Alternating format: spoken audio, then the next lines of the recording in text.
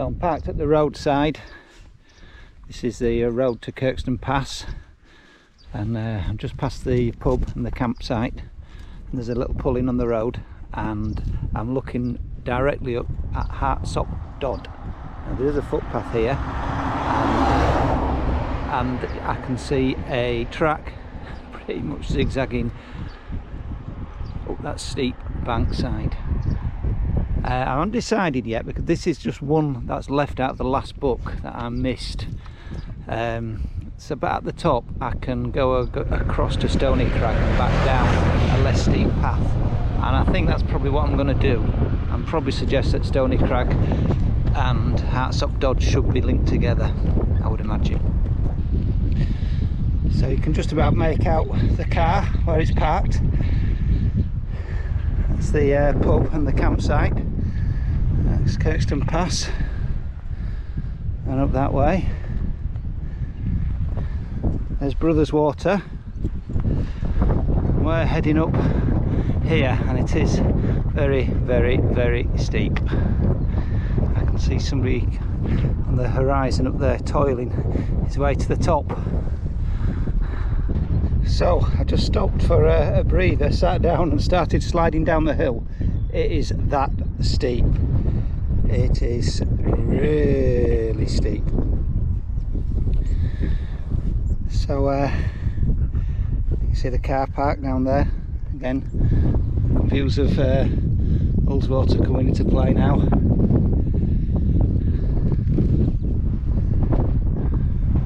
Fabulous.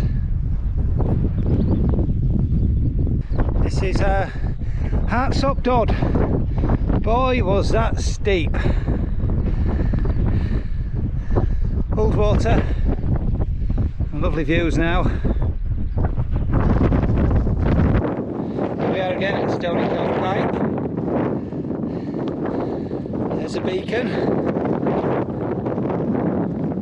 Panning across, we've got Frostwick and Hillbell, which I was at. I think that's York probably behind from memory, which I was at a couple of weeks ago. I think the Tongue was right down in the valley, which I thought was going to be dead easy, and it turned out a bit of a slog. But that was last week. Now we're going to head this way and see if we can pick up the path to the monument. So here we are, here's a monument. John Bell's banner. Although the chap mentioned on this one is William Atkinson.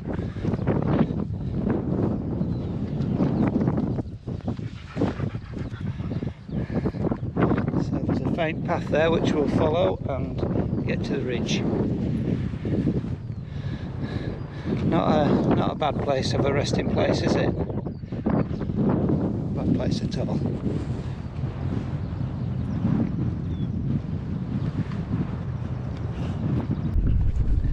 See the cars down there, campsite, Brothers Water, and this is the path we went up earlier.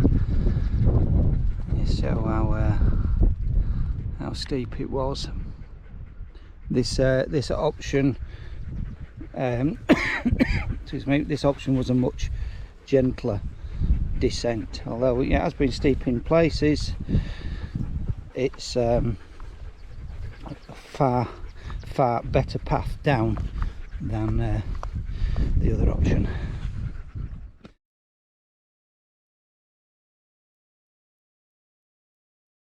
So, Route 12.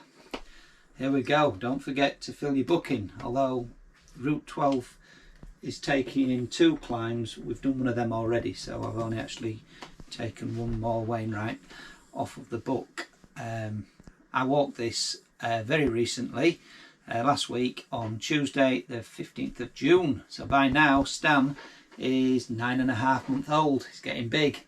Certainly bigger than a collie, which I first thought I'd bought. But there lies another story.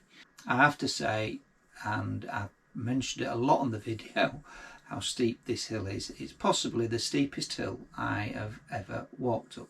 I can't really say much more about it, can I? It's only a short walk. The whole day was only 4 miles, and it took me a couple of hours.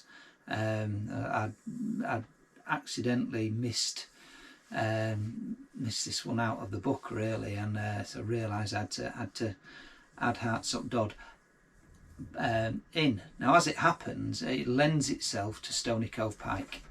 They're so close together, and it makes Stony Cove pike so easy once you're there, and equally it helps you drop off Hartsop Dodd. So you really need to do them both together. If you remember, Stony Cove pike was on route 10, and I did suggest then that it shouldn't be done on route 10 in the future, so this is why. So it's all linking together now.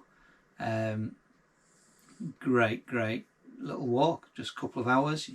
If you turn up at the lakes one evening and you find you've got a bit of spare time and you're quite close, this is the one to do. Particularly being a lovely day, the views over what I'd done on route 10 over Foswick and York and Hillbell on that ridge line is something special from Stony Cove Spike. I quite like that view. Yes, so there you go. A lovely day. Today I did walk with Stanley and Mia, and